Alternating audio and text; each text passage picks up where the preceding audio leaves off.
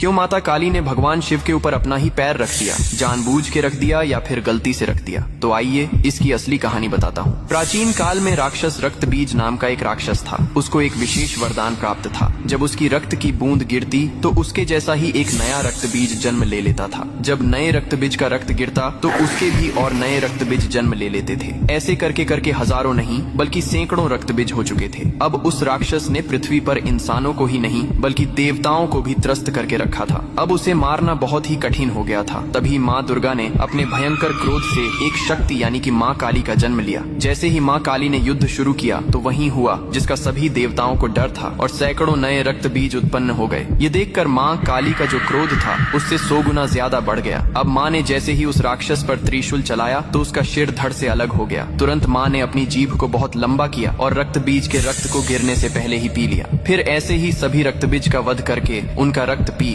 कर उनका क्रोध अब 100 गुना से 200 गुना बढ़ गया था। धरती कांपने लगी थी, समुद्र मथने लगे थे, देवता भयभीत होकर इधर उधर भागने लगे थे। तब देवताओं ने भगवान शिव से प्रार्थना की, हे महादेव, आप ही माता काली के संताप को शांत कर सकते हैं। शिव ने देवताओं की पुकार सुनी और माँ काली के सामने युद्ध भूमि में पहुंच गए। लेकिन माँ अपने तांडव में इतनी लीन थीं कि उन्होंने शिव को भी नहीं देखा। तभी भगवान शिव ने स्वयं माता के चरणों में लेट गए। जैसे ही माँ काली का पैर अनजाने में शिव के सीने पर पड़ा, तुरंत उनका क्रोध शांत हो गया। उन्होंने नीचे देखा तो अपने प्रिय पति शिव थे। यह देखकर उनकी जीभ शर्मिंदगी से बाहर निकल आई। इसके बाद शिव ने मुस्कुराते हुए कहा, हे माँ, तुम्हारा यह रूप सृष्टि के संतुलन के लिए था, लेकिन यह रूप अब धरती पर बहुत धाम धूम से पूजा जाएगा। यही कारण है कि तस्वीर में और मूर्तियों में माँ काली को शिवजी पर खड़े हुए दिखाया जाता है, जो बहुत ही शुभ